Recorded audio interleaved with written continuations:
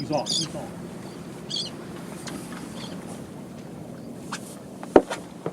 I hate to. Want a net? Oh, backward. Look at the size of this dude. Want a net? No, he's a flipper. Sometimes the difference between catching a skunk and catching trout is which side of the boat you cast from. Oh, that's a big one. It's just like when Jesus acted as a fishing guide for Peter and John. He told them to cast their nets on the other side of the boat, and the result was a catch so big it started sinking the boat. When we cast in all directions around the boat, we call it fan casting, and it's a way to probe for shoals of feeding trout. In this video, I want to discuss localized movement of trout and share some examples of fishing from Thanksgiving week. But first, let's go back to my last fishing video along the wall in Chalmette. When we rolled up, there was a boat anchored and the guy was fishing toward the rocks. I didn't see him catching, but he was pretty surprised when we suddenly started hammering the trout on the other side of his boat. I'm not judging that guy. I'm just making a point that trout can be feeding nearby, and we may never know. During the week of Thanksgiving, we had a nice morning catching trout along the Murgo Rocks near the Great Wall of Chalmette. When we started, the trout were formed up near the rocks, and we were catching them from about 5 to 7 foot depth. Within an hour, we were catching them well off the rocks and in 10 to 12 foot of water. We have learned from experience that when the bite dies down, one of us should always turn around and fan cast on the other side of the boat. This action has many times recentered us on a shoal of trout. Speckled trout. Nice one, John. That is a mule.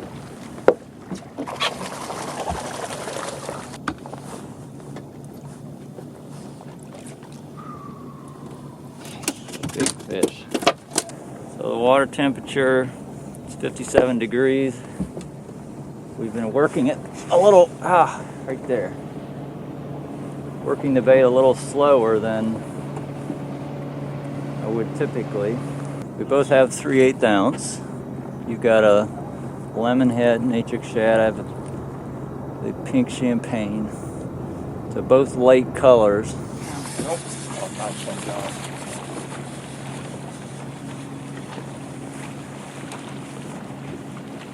There's another decent fish here. Oh, come here.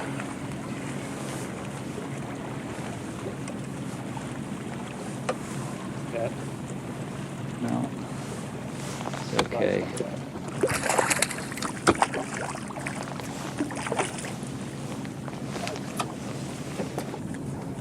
They're not real aggressive. The last couple I just had tension on the line. I'm telling you.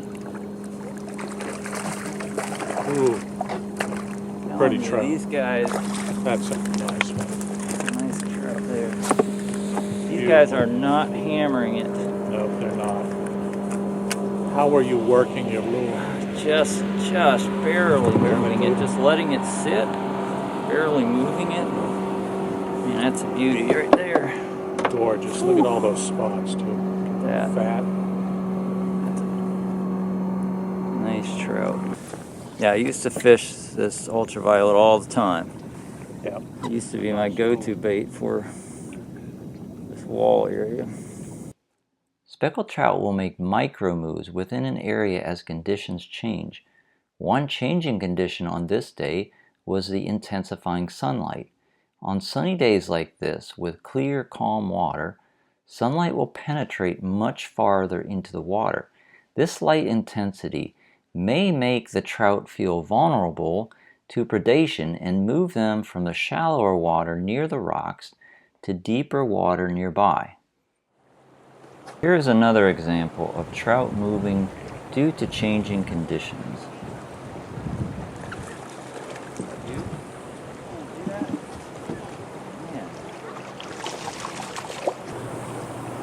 Well, this is the Saturday after Thanksgiving, And there's a lot of fishermen today. There were a lot of boats on the road coming down for sure, but we're here at a community spot, the south side of the dam in the Murrigo. And there's a lot of trout being caught. A lot of fishermen here. There were a lot of fishermen out, as you know if you were out Friday or Saturday. And the boats were lined up along the dam, plus there were fishermen on the dam. Basically, everyone had a slot in which they could fish. And as bad as that sounds, I have to say that everyone stayed cordial. Not just cordial, but helpful.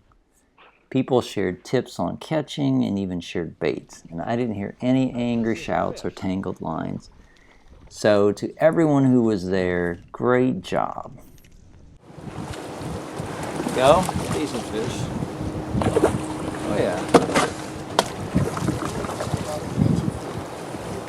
Decent sized trout.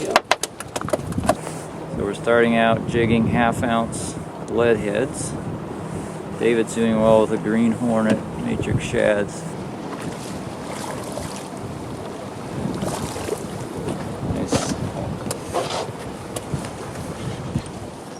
Besides the catching, what I found interesting was where the trout were being caught. Initially, the water was strongly pushing through the dam, and the boats were anchored in 20 to 25 foot of water. My observation was that initially the boat fishermen were catching more than the bank fishermen. We were casting up to the rocks with 1/2 ounce jigs and working the bait back to the boat slowly and on the bottom. We caught a few trout near the top of the dam, but in that water there was a lot of big mullet, which we hit on almost every cast, and occasionally even foul hooked some.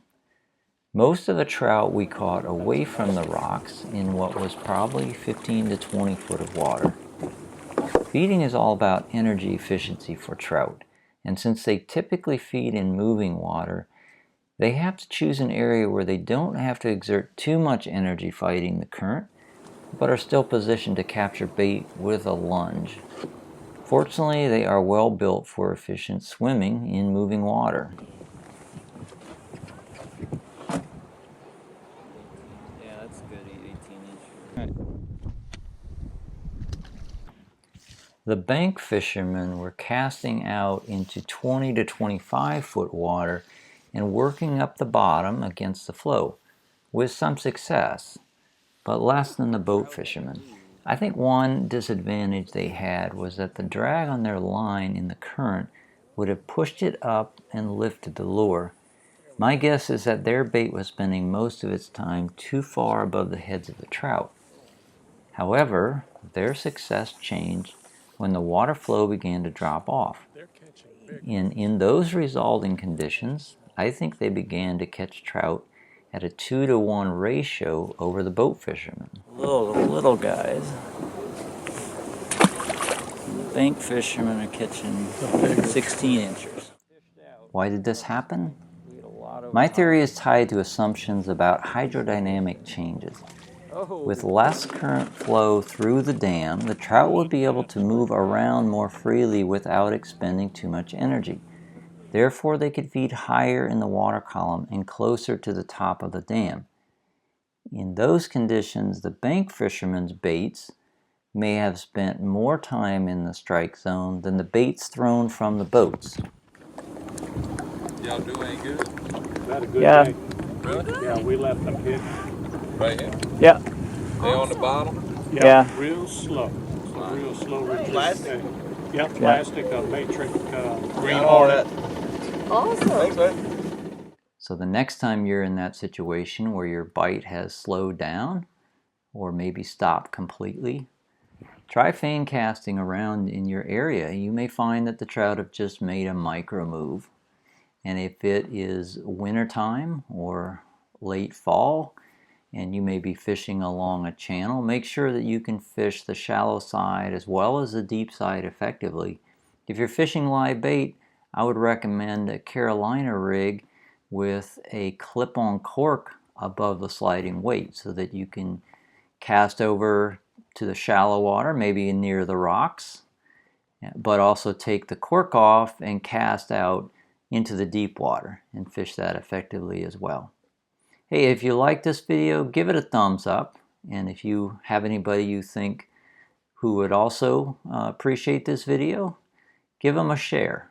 And if you're not already a subscriber to Louisiana Sportsman's TV, hit the subscribe button. And you can see more of my videos on Jon Miller Fishing on YouTube.